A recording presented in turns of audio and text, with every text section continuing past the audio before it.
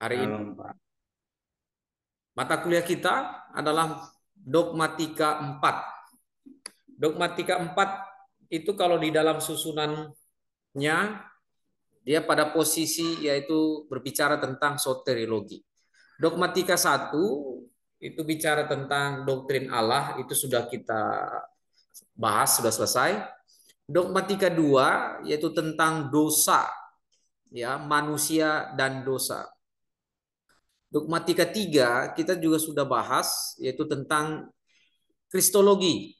Ya, kita kemarin sudah bahas yaitu ciri-ciri keilahian Kristus, ya.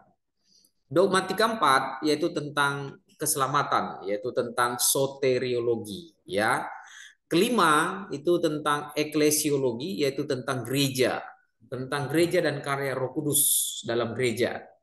Dogmatika 6 yaitu eskatologi. Jadi posisi kita, ya, ini dogmatika 4 Bapak Ibu, ya. Oke, ya. Mata kuliah kita adalah soteriologi, ya. Mata kuliah soteriologi itu seperti yang sudah saya jelaskan, mata kuliah itu adalah berbicara tentang keselamatan. Jadi ini merupakan salah satu cabang dari ilmu teologi Kristen, ya, yang berarti, ya, keselamatan menurut Alkitab. Ya, keselamatan menurut Alkitab, bukan keselamatan menurut agama yang lain. Begitu, ya. Nah, itu yang penting kita pahami, bahwa fokus kita mempelajari, ya, dogmatika 4 soteriologi, fokusnya adalah sumber Alkitab, tidak sedang membandingkan keselamatan agama-agama yang lain. Ada mata kuliah tertentu yang membahas tentang teologi agama-agama, ya, teologi agama-agama. Nah, itu ada membahas tentang konsep keselamatan masing-masing agama itu bagaimana. Nah, kita khusus malam ini yaitu berbicara tentang mata kuliah teologi Kristen yang berbicara tentang keselamatan menurut Alkitab, ya, Bapak Ibu, ya. Keselamatan menurut Alkitab, bukan keselamatan menurut sumber yang lain.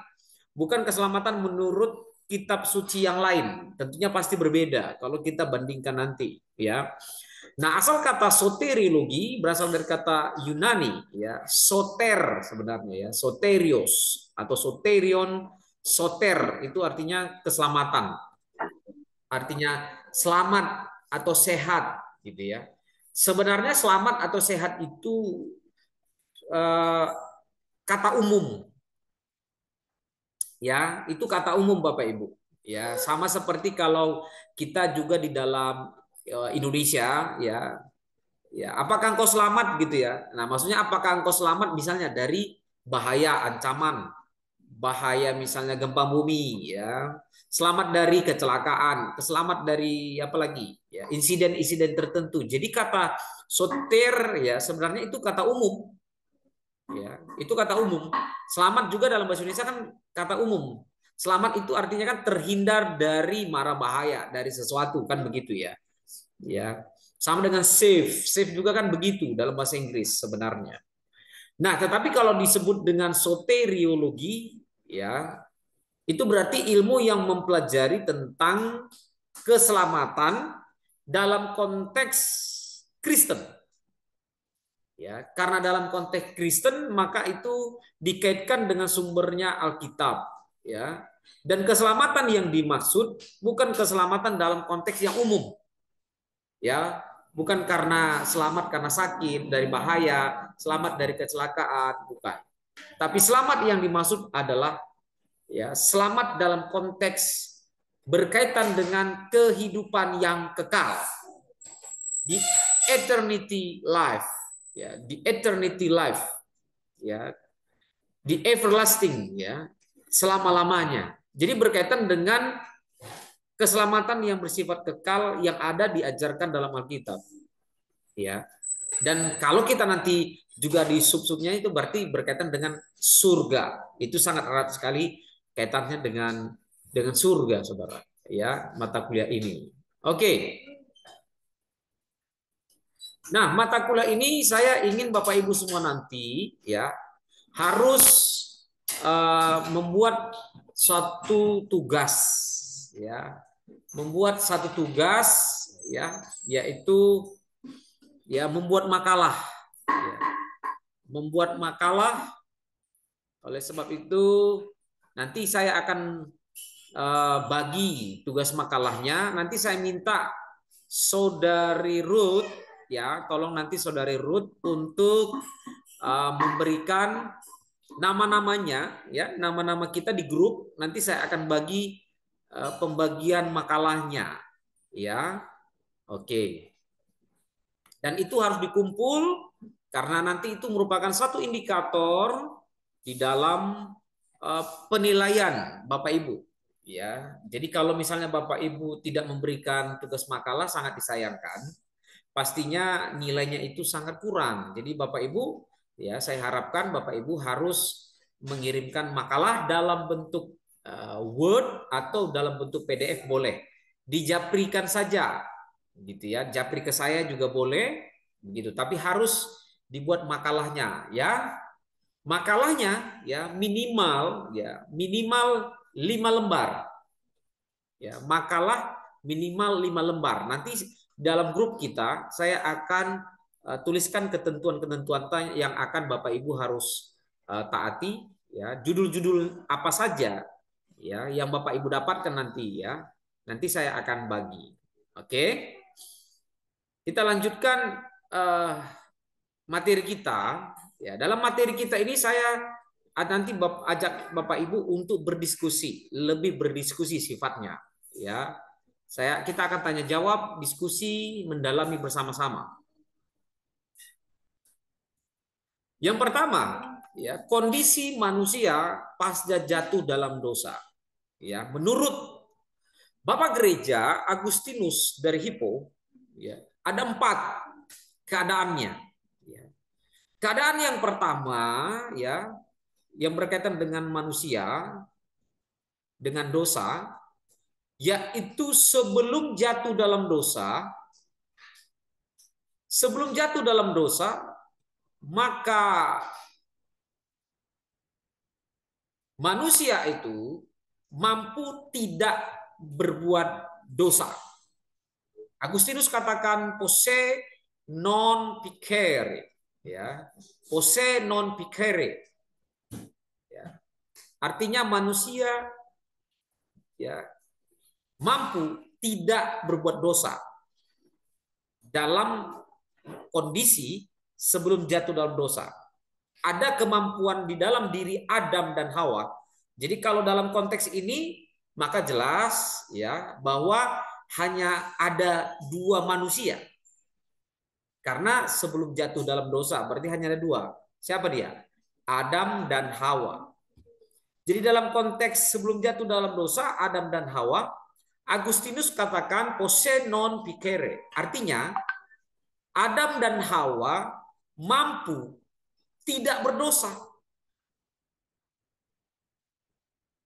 Jadi pada waktu pencobaan itu datang, jadi pada waktu ular itu yang termanifestasi dari iblis itu menggoda Adam dan Hawa, menurut Agustinus, manusia mampu tidak berbuat dosa. Artinya manusia atau Adam dan Hawa pada waktu itu mampu untuk menolak dosa itu. Dia memiliki kemampuan di dalam dirinya. Ya. Tetapi kan beda dengan realita yang terjadi. Realita yang terjadi adalah Adam dan Hawa memilih, ya, memilih untuk berbuat dosa, kan gitu ya. Itu beda realitanya pada kenyataannya. Begitu. Tetapi kondisinya adalah kondisi netral. Ya, kondisi netral di mana Adam dan Hawa mampu menolak dosa itu sebenarnya. Begitu, ya. Yang berikutnya, pasca jatuh dalam dosa atau setelah kejatuhan dalam dosa, maka kondisinya adalah tidak mampu tidak berbuat dosa. Tidak mampu tidak berbuat dosa. Ya. Artinya kalau tidak mampu tidak berbuat dosa, berarti kondisi manusia, ya, habitnya, rentannya dia berbuat dosa. Itu artinya, ya, tidak mampu untuk tidak berbuat dosa. Itu artinya manusia itu, ya, di dalam dirinya dia senantiasa melakukan dosa, berbuat dosa, berbuat dosa. Itu setelah jatuh di dalam dosa, ya. Nah, kemudian sesudah regenerasi,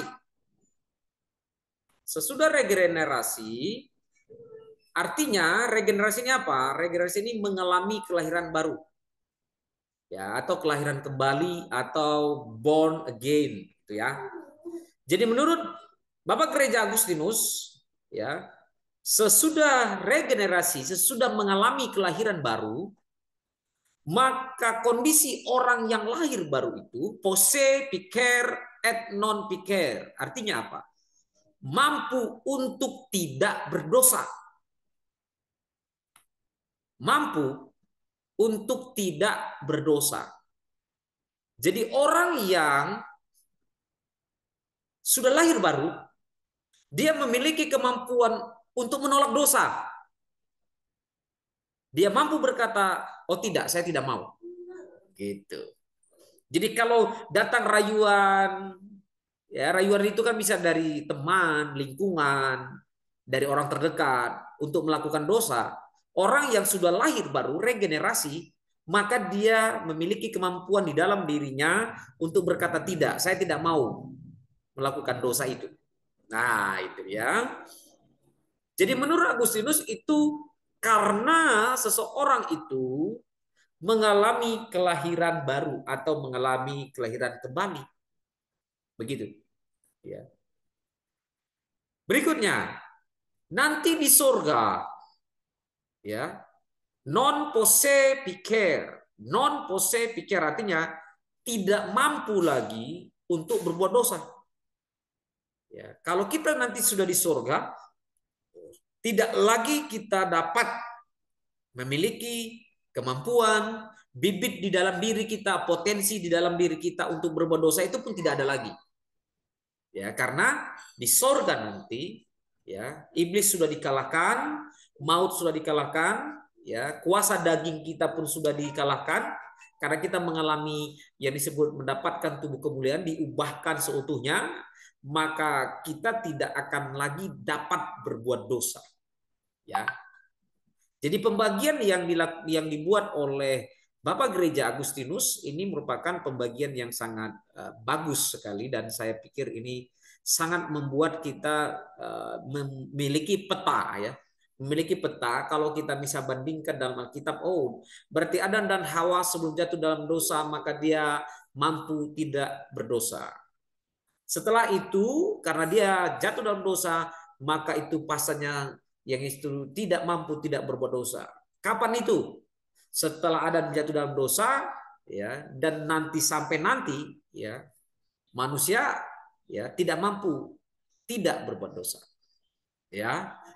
Tapi khususnya orang nanti yang mengalami regenerasi, khususnya orang yang mengalami lahir baru, ya, ketika dia dilahirkan kembali, ketika dilahirkan baru, maka dia memiliki kemampuan untuk tidak berdosa.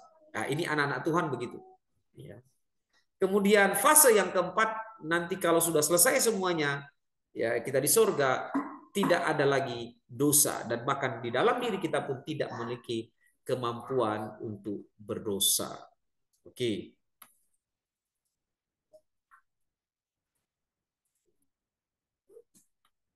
Nah, sekarang kita bahas tadi setelah jatuh dalam dosa. Ya, artinya apa? Berarti manusia itu, ya, tidak mampu tidak berbuat dosa. Artinya kecenderungan hati manusia itu berbuat dosa. Kehidupan manusia itu penuh dengan dosa. Ya, full of sin, ya, penuh dengan dosa. Mari kita lihat kondisinya manusia, yaitu di dalam Efesus 2 ayat 1 dan 2. Saya minta saudara Mita Gulo, ya, bisa dibacakan Efesus 2 ayat 1 dan 2.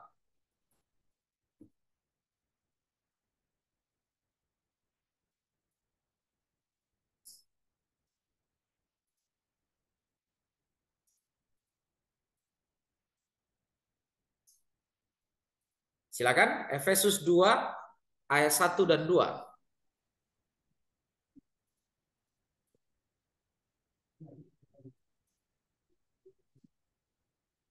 Efesus 1, Efesus 2 ayat 1 sampai 2 ya, Pak. Iya. Kamu dahulu sudah mati karena pelanggaran-pelanggaran dan dosa-dosamu. Kamu hidup di dalamnya karena kamu mengikuti jalan dunia ini. Karena kamu mentaati penguasa kerajaan angkasa, yaitu roh yang sekarang sedang bekerja di antara orang-orang durhaka. Oke, terima kasih. Perhatikan di sana mati di dalam dosa. Ya. Disebut mati di dalam dosa. Kalau mati di dalam dosa, itu orang yang mati gimana? Bagaimana kondisi orang mati? Namanya saja mati kan? Itu berarti ya kuasa dari dosa itu mematikan kita manusia. Pelanggaran-pelanggaran kita mematikan kita manusia. Kondisinya disebut mati. Itu berarti kita tidak memiliki kemampuan apapun lagi. Ya, mati, benar-benar mati. Ya, Rasul Paulus katakan kamu mati gitu. Oke, kemudian kita minta Yufi Kolose 2 ayat 13.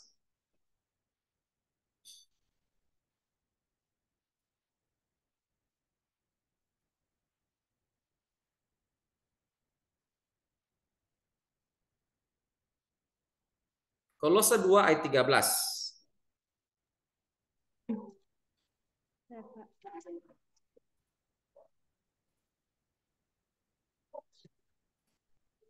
Kolose pasal 2 ayat 13. Kamu juga, meskipun dahulu mati oleh pelanggaranmu dan oleh karena tidak disunat secara lahiriah, tetapi dihidupkan Allah bersama-sama dengan Dia sesudah Ia mengampuni segala pelanggaran kita. Ya, terima kasih. Rasul Paulus juga di dalam kitab Kolose katakan, kamu dahulu mati oleh pelanggaranmu, mati. Sama ya. Ya.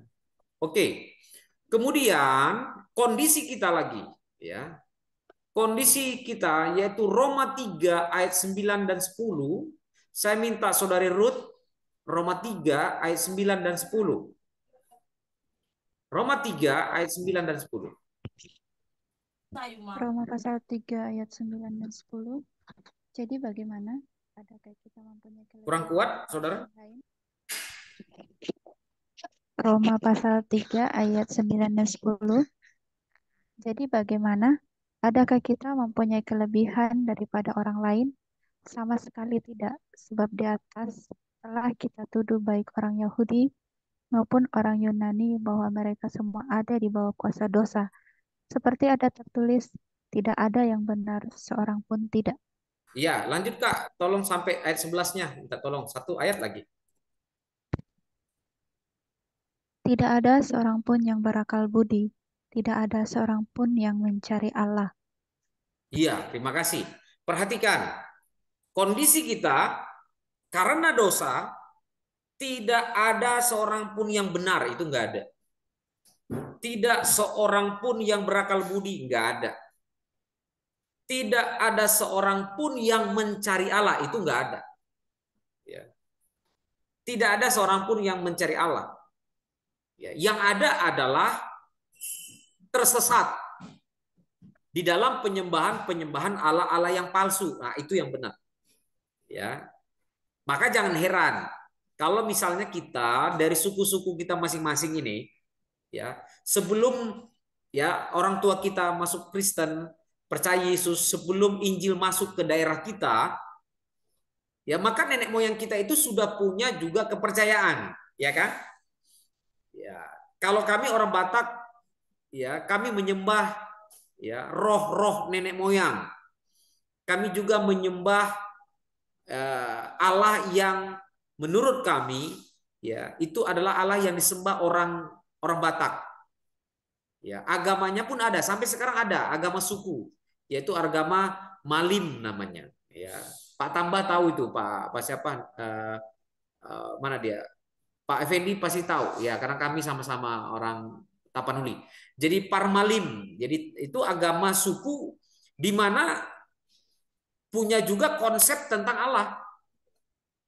Konsep tentang Allahnya apa? Ya itu Debata. Jadi menurut orang Batak ya Allahnya itu Debata mula jadi Nabulun. Ya, artinya apa? Allah yang besar, pencipta langit dan bumi. Tapi siapa itu? Ya nggak tahu. Itu yang saya sebutkan tadi. Ya, kita tersesat gitu ya. Jadi mencari Allah yang benar itu tidak akan. Ya, jadi yang dikatakan Rasul Paulus tidak seorang pun mencari Allah, artinya mencari Allah yang benar itu dalam konteksnya yang dia maksud. Tetapi kita semua tersesat, itu yang benar. Ya, maka kita semua menyembah Allah-Allah yang palsu, penyembahan berhala, menyembah roh nenek moyang, kan gitu. Itu yang jatuhnya orang Batak sama. Ya, di pohon-pohon tertentu menyembah, ya, nenek moyangnya disembah, ya di kuburan disembah, gitu. Alam semesta disembah, gunung disembah, gitu. Ya, berdoa di tempat keramat-keramat tertentu. Jadi jatuhnya di animisme, dinamisme, politeisme, ya itu jatuh sinkritisme, jatuhnya ke situ. Ya, itu makanya Rasul Paulus katakan tidak seorang pun yang mencari Allah. Allah yang dimaksud itu adalah Allah yang benar, ya, tapi tersesat semuanya. Ya, begitu. Sama seperti saudara semua juga pasti. Misalnya, sebelum Injil masuk ke Nias, pasti kan nenek moyang orang kita Nias itu ada menyembah Allah yang mana, kan gitu. Sebelum mengenal Yesus, dia menyembah Allah yang lain sebelum Injil masuk. Ya, misalnya juga kalau Ruth dari mana asalnya Ruth? Dari Toraja, Pak. Oh, dari Toraja. Ya, dari Toraja kan sebelum masuk Injil ada agama tertentu Toraja. Apa? Tahu nggak Betul, apa Pak. agamanya? Kepercayaannya? Lebih ke adat, Pak. Adat. Lebih ke adat ya. Ah, ya, oke. Ya, Misalnya kalau kita orang Jawa, ya dia kan punya agama asli namanya Kejawen, ya Kejawen istilahnya begitu. Jadi memang punya masing-masing, gitu ya. Tapi itu kan kita tersesat di situ, ya. Makanya Rasul Paulus katakan tidak seorang pun, tidak ada. Ya, itu kondisi kita. Berikutnya, kondisi kita juga diajarkan oleh Rasul Paulus adalah kondisi hamba dosa. Ya, hamba dosa. Ayatnya coba kita ya cari ya.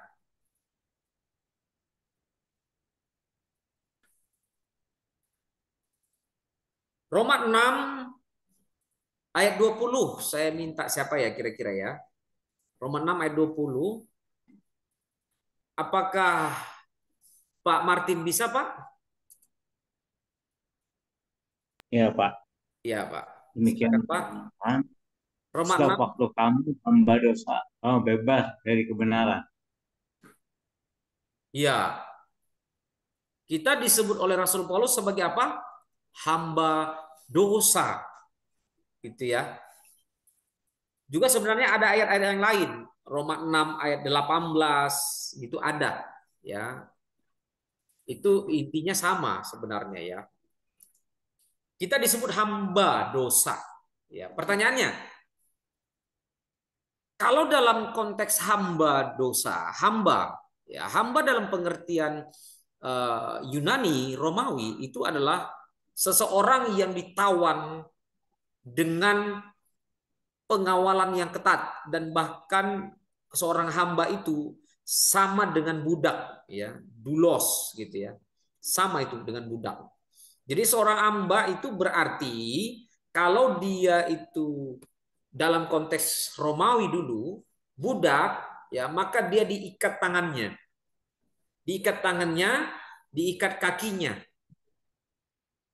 dan bahkan hamba pada zaman dulu itu ditawan, ya ditawan dan bisa diperjualbelikan dalam konteks Romawi pada zaman Perjanjian Baru dulu.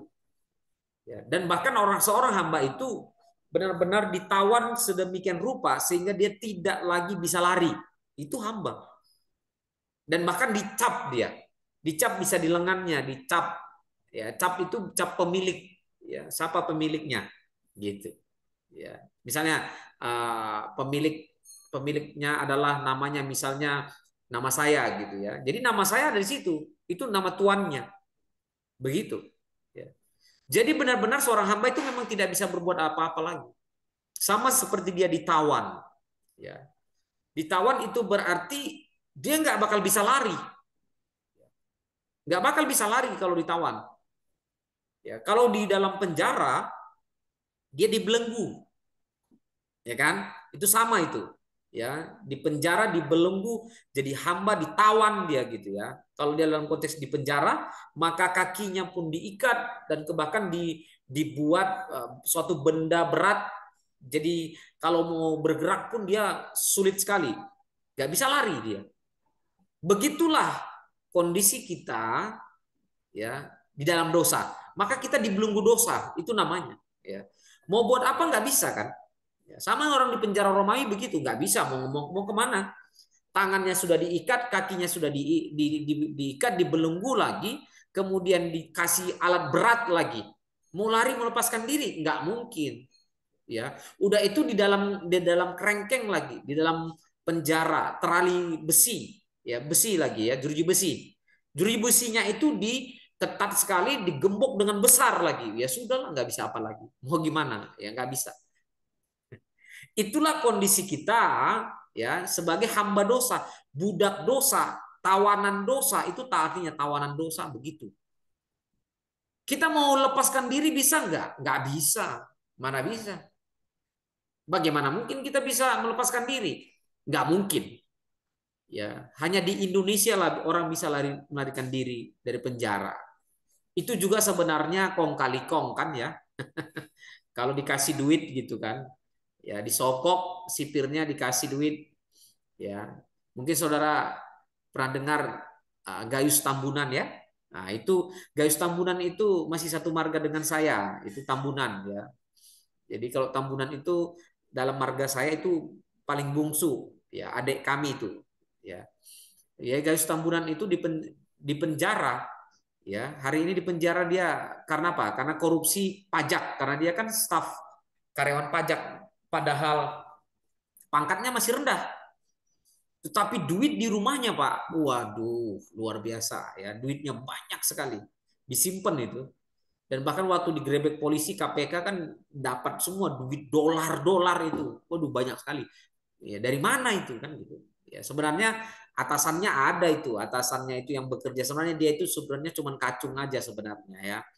Ya ada orang besar yang bentengi dia, sebenarnya dia hanya orang bawahan aja sebenarnya itu. Perhatikan ya, coba lihat itu Gayus. Ketika dia masuk penjara, ternyata besok dia pergi ke Bali. Ya, masuk penjara dia besok pergi ke Singapura gitu. Nah, itu penjara Indonesia itu. Itu penjaranya Indonesia kalau begitu. Tapi kalau penjara Romawi nggak bakal bisa. Benar-benar dikerengkeng dan tidak ada yang lepas. Makanya saudara, waktu siapa yang di dalam penjara itu, ya, yang waktu mengangkat pujian dan penyembahan dan akhirnya penjaranya itu ini Silas dan siapa? Paulus dan Petrus dan Silas atau Paulus dan Silas? Iya kan? Ya, di dalam penjara ya. Pak Martin ingat?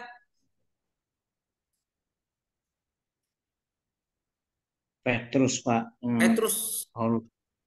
Petrus dan Silas Pak ya. Iya Pak. Ya, di dalam penjara mengangkat pujian ya dan akhirnya penjara itu terbuka dan belenggu-belenggu yang ada di tangan dan di kaki mereka putus semua. Itu karena kuasa Allah. Makanya apa yang dilakukan kepala sipir, kepala penjara? Dia mau bunuh diri. Ya, dia mau bunuh diri. Tetapi pada waktu itu Petrus katakan jangan bunuh diri. Ya, disitulah kesempatan Petrus menginjili mereka dan akhirnya mereka bertobat. Nah, itu ketatnya penjara dari Romawi, saudara. Kenapa? Memang nggak bisa lepas, nggak ada yang lepas kok sebenarnya itu.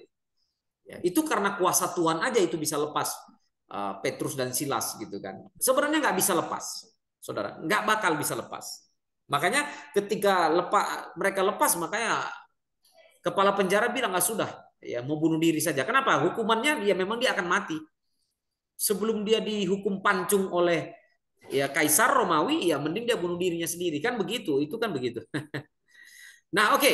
Berikutnya ya Roma 6 tadi sudah ternyata Roma 6 ayat 20 juga sudah ya. Yohanes 8 ayat 34 juga sama ya.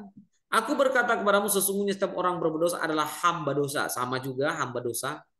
Kemudian Efesus 2 ayat 3, kita berada di bawah murka Allah. Ya. Kemudian tadi tidak seorang pun berbuat baik, tidak seorang pun mencari Allah. Ini tadi sudah ayat yang sudah kita baca. Oke. Sekarang kita diskusikan. Seseorang yang dibelenggu dosa, seorang yang disebut hamba dosa, ya, apakah memiliki kemampuan untuk menerima Injil? Nah, ini sekarang kita mau diskusikan. Karena ini arahnya nanti berkaitan dengan pembelajaran keselamatan. Jadi step yang harus kita pikirkan adalah apakah seseorang yang disebut hamba dosa, mati di dalam dosa, di bawah kuasa dosa, ya, kemudian di bawah murka Allah, ya. Roma 3 katakan tidak seorang pun berbuat baik, Roma 3 ayat 11 katakan tidak seorang pun mencari Allah. Pertanyaan bagi kita sekarang, apakah dalam kondisi demikian mungkinkah kita percaya Yesus?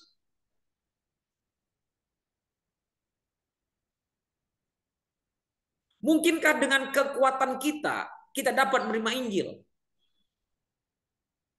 Ya, mari Pak Martin mungkin mau memberikan diskusi kita. Ya. Kalau dengan Tuhan nggak bisa, nggak mampu, Pak. Hanya kasih anugerah Tuhan dan nggak dengan memberitakan firman, dia bisa, Pak. Itu aja. Kalau memakai kekuatan, kemampuan nggak bisa, Pak. Tidak Ya memiliki, kasih anugerah Tuhan menyelamatkan. hanya kasih anugerah Tuhan. Baik, ya Pak.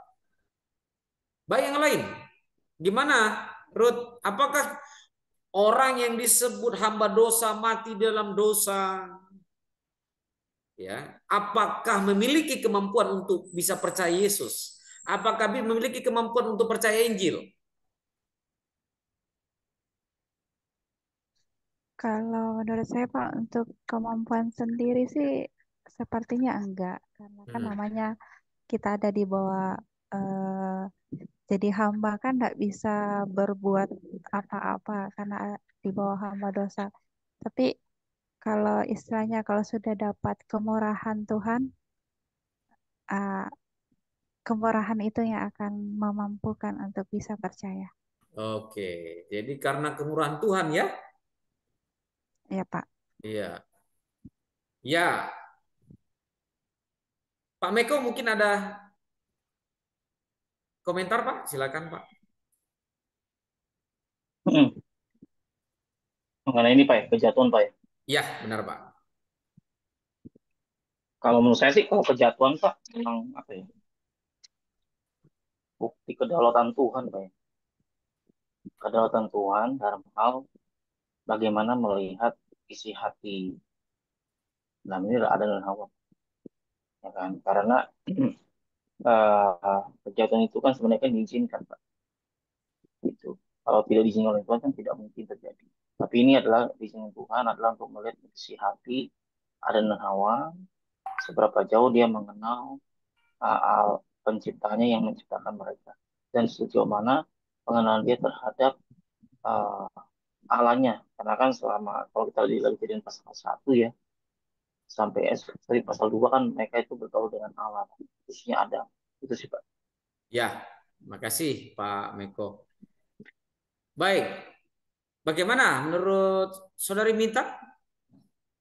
Apakah mungkin kita menerima Injil, kita percaya Yesus dalam kondisi yang demikian?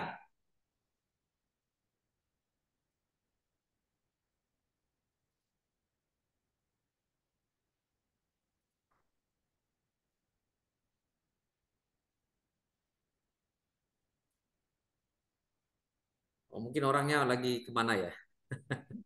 Oh, ada. Ya, Saudari Mita, bagaimana kira-kira pendapatnya? Ya, kita mati di dalam dosa, di bawah kuasa dosa, hamba dosa, gitu kan? Ya, mungkin nggak kita dengan kemampuan kita percaya Yesus? Kalau menurut saya, Pak, kalau dengan kekuatan kita pastinya tidak mampu. Karena eh, karena keselamatan itu kan hanya karena kemurahan Tuhan.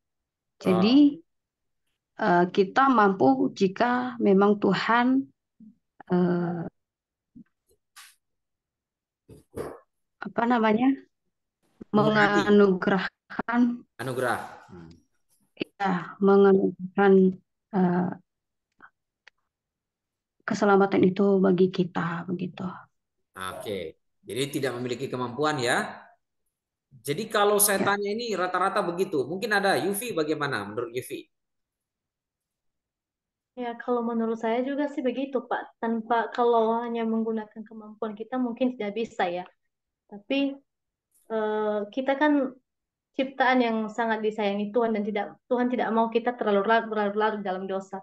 Jadi menurut saya orang yang sudah jatuh dalam dosa pun akan ada aja saja cara Tuhan bagaimana Tuhan bisa menarik kita kembali gitu. Atau mungkin dia memakai seseorang untuk menginjili kita sehingga kita bisa Hmm. menerima Yesus dan percaya Yesus kembali. Karena di sini banyak juga saya temukan seperti itu. Awalnya mereka tidak percaya Yesus, tapi Tuhan tidak pernah membiarkan mereka terlalu berlarut-larut di dalam dosa itu. Tuhan memakai seseorang, ada saja cara Tuhan menolong atau memakai seseorang untuk mengabarkan Injil kepada orang yang sedang masih hidup dalam dosa tersebut sehingga dia mau bertobat dan mau mengikut Tuhan kembali. Itu aja, Pak. Amin. Wah, ini udah bisa korban nih Yufi nih. Ya, bagus. Ya, selain dijelaskan ada juga contohnya ya. Oke, terima kasih. Ya. Jadi kita sepakat, rata-rata kita sepakat ini ya, walaupun belum semuanya, tapi Pak Fendi kayaknya dia lagi kerja, nggak apa-apa. Kita sepakat bahwa dengan kemampuan kita nggak mungkin kita percaya Yesus. Ya. Dengan kemampuan diri kita tidak mungkin menerima Injil, nggak mampu, nggak bisa, nggak bakal. Dengan melihat bahkan ini realita apa yang dikatakan Rasul Paulus dan bahkan ayat-ayat yang lainnya ini ya. Berarti dalam kondisi ini kita tidak mungkin percaya Yesus. Dalam kondisi ini tidak mungkin kita uh, menerima Injil, nggak mungkin gitu. Dan ternyata sudah ada yang bilang, tadi terjemahnya Mita bilang, karena anugerah saja Pak, katanya. Oke. Terus dilanjut lagi oleh Yufi, ya Pak, ya. Ada saja cara Tuhan nanti Pak untuk kita menyelamatkan kita. Nah itu kan cara Tuhan, anugerah Tuhan. Nah perhatikan ya, cara Tuhan, anugerah Tuhan.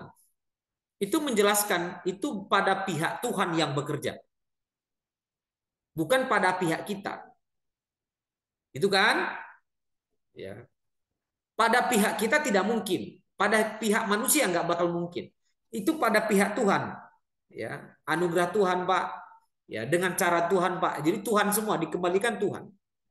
Memang harusnya yang disebut keselamatan, doktrin keselamatan itu memang harusnya itu teosentris, itu berpusat daripada Allah, ya pusatnya harus dari Allah dan dimulai oleh Allah. Dialah yang mencari kita. Dan bahkan dengan caranya. Nah ini nanti kita bahas lebih dalam. Caranya yang bagaimana? Ya, caranya bagaimana? Oke, mungkin ini kita diskusikan. Bagaimana caranya kita diselamatkan?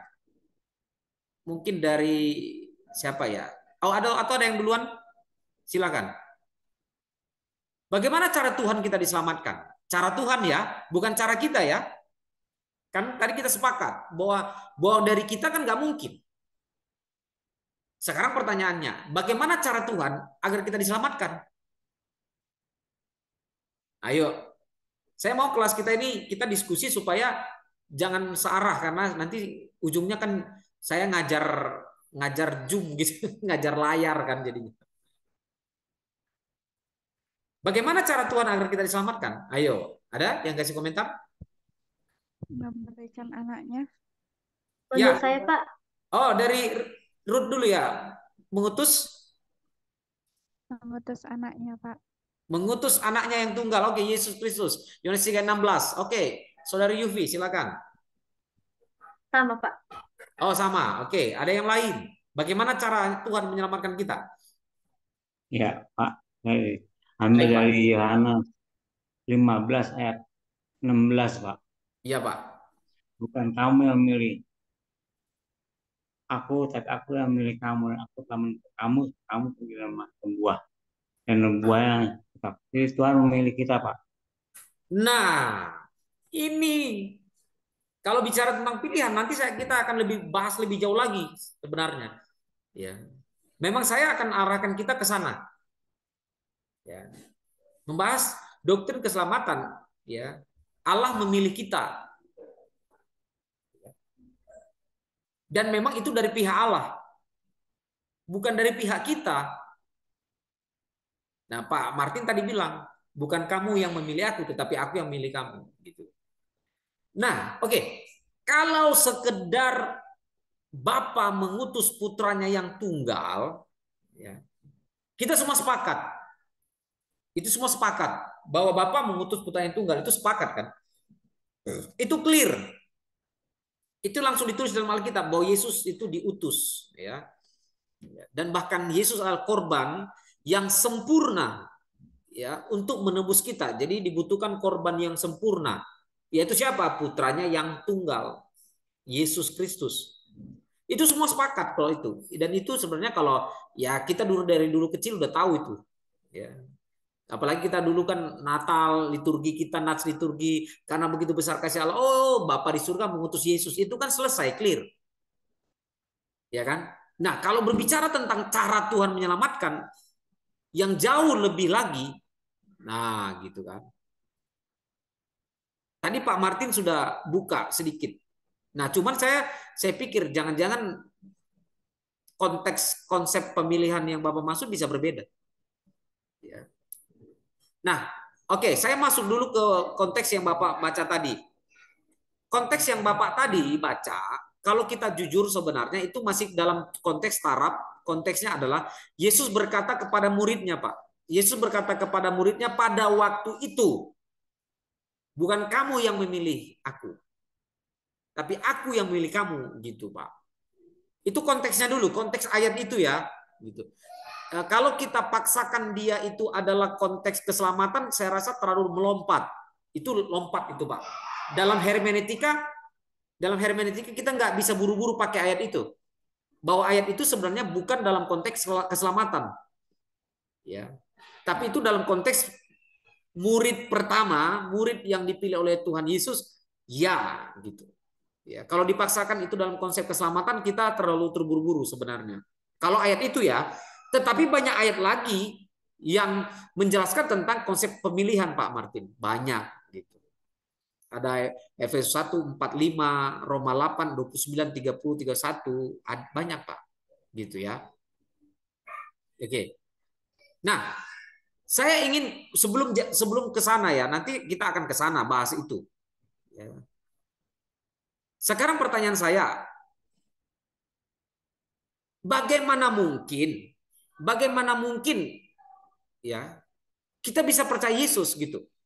Bagaimana? Itu belum sampai, belum tuntas. Kan contoh tadi Saudari Yulfirna bilang, Pak, ada cara Tuhan untuk kita percaya Yesus. Apakah Tuhan utus penginjil gitu kan? pendeta. Oke, pertanyaannya begini. Ada dua orang sama-sama diinjili pendeta. Yang A diinjili pendeta, percaya Yesus, mau percaya Yesus. Yang B diinjili pendeta, tidak mau percaya Yesus. Nah, itu kenapa? Nah, tadi kan sampai pada taraf gini. Ada yang diutus Pak Tuhan, rencana Tuhan. Tuhan utus pendeta untuk menginjili. Oke. Nah, sekarang kita masuk lebih jauh lagi. Ya, pendeta menginjili si A, mau percaya Yesus. Pendeta yang sama juga menginjili B, nggak mau percaya Yesus. Itu kenapa? Nah, ini kita mau diskusikan. Ya, Mungkin karena mengeraskan hati, Pak. mengeraskan hati. Ya, ini siapa? Mita ya? Ya, saya, Pak. Ya, karena mengeraskan hati. Oke. Jadi yang menerima Injil tidak mengeraskan hati gitu ya. Yang mau percaya Yesus itu berarti melembutkan hatinya gitu kira-kira ya.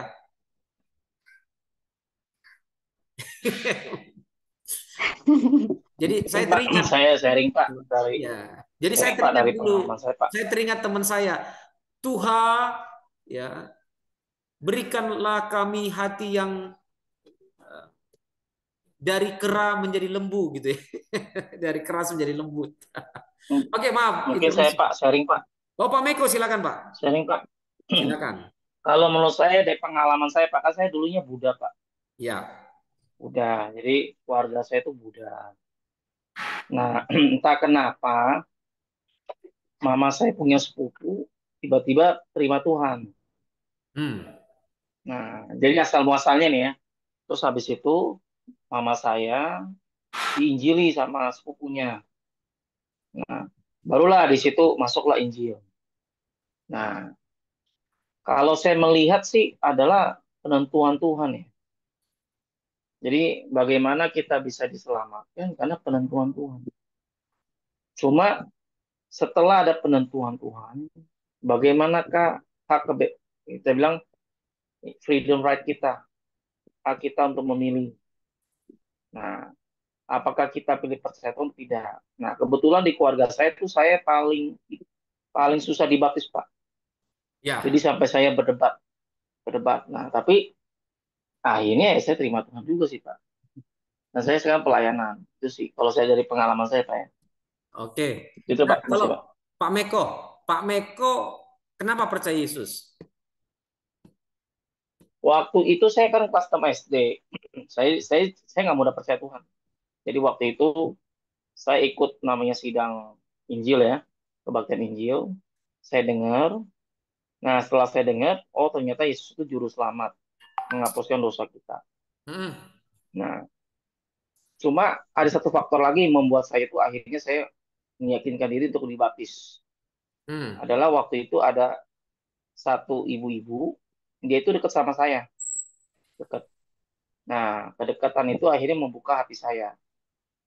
Sehingga firman yang saya dengar, saya lebih saya lebih mudah terima dan saya juga respect sama uh, ibu muda itu. Jadi waktu itu kan saya belum yakin mau dibaptis. Nah, singkat cerita, datanglah dia siang-siang ke rumah saya. Cuma satu hal ditanya, Meko, ini ada kebaktian Injil, ada pembaptisan. Kamu mau dibaptis gak? Tiba-tiba saya lulu. Saya bilang, ya, saya mau dibaptis. Jadi saya dibaptis, Pak, sebelum kebaktian Injilnya dimulai, Pak. Oke. Jadi biasanya kan ada kebaktian dulu nih, baru pembaptisan kan. Nah, saya termasuk salah satu orang yang dibaptis sebelum kebaktian Injilnya. Gitu. Pak Meko dibaptis pada usia berapa, Pak? Saya umur 12. 12 tahun. Nah, tapi 12. udah Iya. dengar Injil waktu udah lama ya, sebelum umur 12, Pak. Saya Injilnya pada saat saya kelas 6, Pak, itu waktu saya kelas 6. Jadi saya dengar Injil kalau nggak salah sekitar, anggaplah Pak, 6 bulan. Mungkin 6 bulan. Ya, waktu awal 6 bulan, Pak. waktu awal mendengar Injil nggak langsung percaya kan? Enggak langsung. Enggak. Nah, berikutnya baru Pak Meko percaya kan? Mm-mm. Nah, itu Setelah dia. mendengar firman dalam konsel, ada saudara yang menyampaikan firman, ya pelan-pelan Nah, terbuka lah. ya. Nah, Pak, ada begitu banyak juga orang yang diberitakan Injil, mendengar Injil, tapi dia tidak percaya Yesus, Pak. Iya ada, saya tahu Kak. Nah, itu dia. Ada. Nah, ini kita mau bandingkan seperti yang saya katakan tadi. Ya, si A sampai matinya dia nggak mau percaya Yesus. Kan dia mendengar Injil, dia dengar, dia baca Alkitab sampai mati dia nggak mau percaya Yesus. Kan gitu, nah, itu kenapa? Gitu loh. Apakah karena kitanya?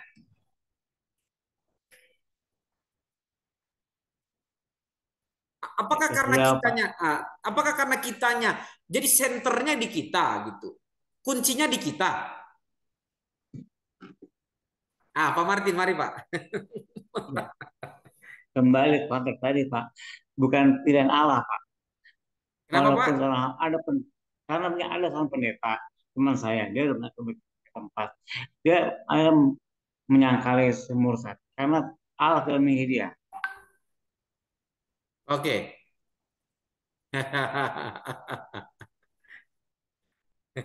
Yang lain. Eh, Kalau menurut saya Pak, Ya. hampir sama kayak Pak Martin. Menurut saya kenapa ada orang yang bisa dibilang menerima dan tidak tentang Injil, itu kembali sama pilihan Tuhan, sama dengan kayak kemurahan Tuhan. Kan kalau kita kembali lagi sama zamannya orang Israel yang pas tentang Raja Firaun, kan yang mengeraskan hati Tuhan, hati Firaun itu kan Tuhan. Jadi eh, menurut saya kayak Tuhan yang menentukan, sama kayak kalau nggak salah ya ada ayat firman Tuhan yang Hmm. berkata bahwa eh, Tuhan yang memilih, terus Tuhan yang menetapkan, dan ada seseorang yang Tuhan memang sudah tetapkan untuk akan binasa. Kayak begitu Pak. Menurut saya Ya. itu sih Pak. Itu Roma 8, 29, 30. Nah, nanti kita masuk sampai di sana. Ya.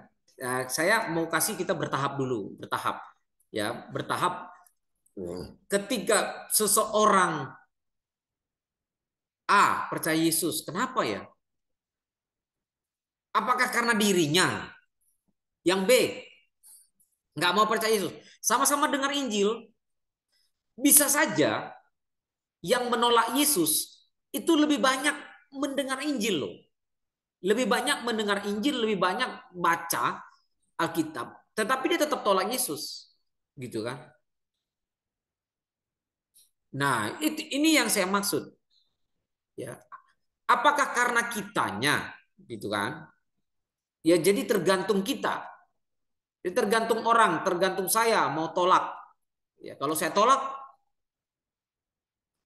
ya berarti saya tidak mau percaya, tidak selamat. Ya, si B terima, selamat, gitu. Senternya itu di mana? Senternya, pusatnya itu di mana? Ketergantungan kepada kita manusia. Sedangkan kita kondisinya itu loh. Nah, ini makanya tadi sebelumnya saya udah bahas, kita bahas. Kondisi kita itu mati di dalam dosa. Di bawah kuasa dosa, hamba dosa, di bawah murka Allah. Tidak seorang pun berbuat baik, tidak seorang pun mencari Allah. Nah, itu dia.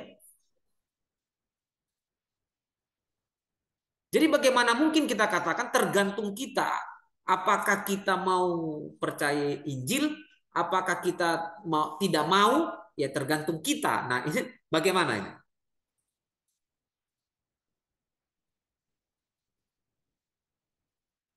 Ya kan? Kan jemaat banyak bilang, bukan jemaat aja, banyak juga ya hamba Tuhan. Tergantung Anda. Anda mau percaya Yesus, gitu kan?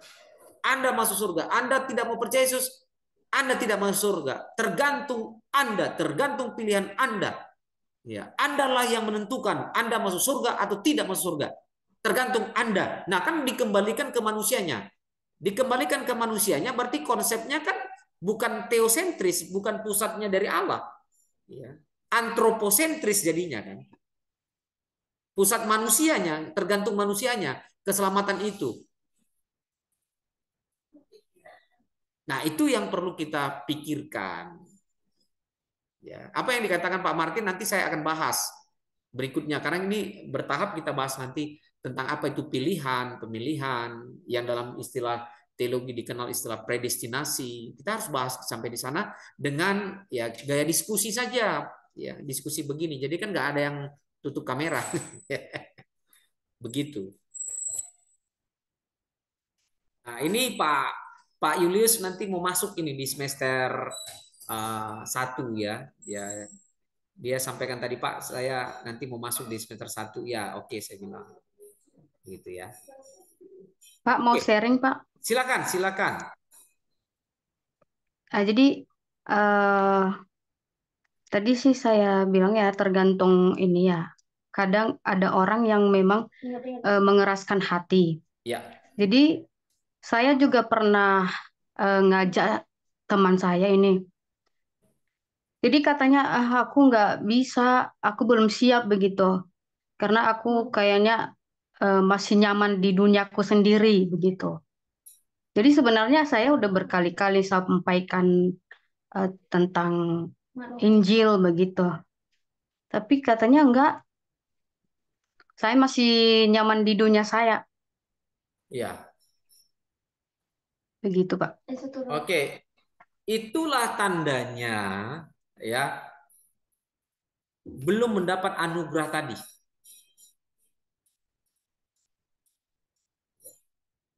Dan kita juga nggak bisa terburu-buru bilang. Kita nggak bisa terburu-buru bilang, oh kamu nanti selama-lamanya pasti masuk neraka. Kan nggak bisa. Kita kan nggak tahu ya. Kita nggak bisa buru-buru bilang begitu. Kenapa? Ya sama seperti tadi Pak Meko bilang. Saya Pak dengar Injil pertama nggak mau percaya Yesus, belum. Nanti berikutnya, ada anugerah keselamatan. Ya ya, sama juga saya. Saya rajin ke gereja dulu. Dulu rajin banget waktu di Medan saya rajin ke gereja. Tapi apakah saya bertobat lahir baru? Enggak. Enggak. Aktivitas gereja saya rajin tapi saya enggak percaya Yesus, saya tidak lahir baru, saya juga hidup dalam dosa gitu. Ya itu yang saya alami juga kan. Sampai pada akhirnya ya. Nah, itu yang saya maksud. Jadi eh, ya kalau kita katakan itu bergantung kepada diri kita, ya, bergantung pada diri kita, coba kita pikirkan ulang, gitu. Apa benar bergantung pada diri kita? Bagaimana dengan firman Tuhan yang berkata bahwa kita mati di dalam dosa, ya kan? Di bawah kuasa doa maut, hamba dosa, tidak seorang pun mencari Allah, gitu loh. Gitu kira-kira.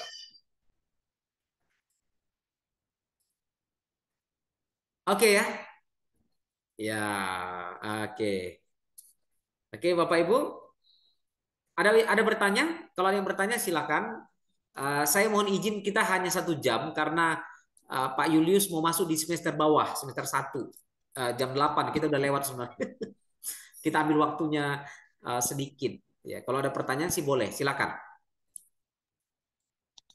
Saudara Ruth ya, Maaf Pak, silakan. jadi kesimpulannya yang tadi itu seperti apa Pak? Yang maksudnya yang habis kita bahas ini, soalnya menurutku kayak masih ambigu jawabannya. Oke. Jadi yang Jawaban saya pastinya itu apa karena kita atau karena Tuhan? Iya, terima kasih. Jawaban saya seperti Alkitab katakan, ya, kita tidak akan mungkin, tidak mampu, ya. Pusat dari keselamatan itu bukan di kita, bukan kita. Kenapa? Karena kita di bawah kuasa dosa, kita di bawah kita hamba dosa, budak dosa, di bawah kuasa dosa, nggak bakal mungkin. Jadi yang kesimpulan saya adalah kalau kita percaya itu bukan karena kita, Ya, kalau kita percaya Yesus bukan karena kita. Jadi jangan ada yang berkata begini, kamu mau percaya Yesus, mau masuk surga, tergantung kamu. Ah, gitu. Itu ada orang bilang begitu ya. Itu harus dipikirkan ulang. Ya, kalau mau percaya Yesus, terima Yesus, kau masuk surga. Ya itu tergantung kamu, pilihan tergantung kamu, semua tergantung kamu. Nah itu kan, ada orang yang bilang tergantung kamu, kamu masuk selamat, masuk surga tergantung kamu. Nah itu harus dipikirkan ulang. Karena apa?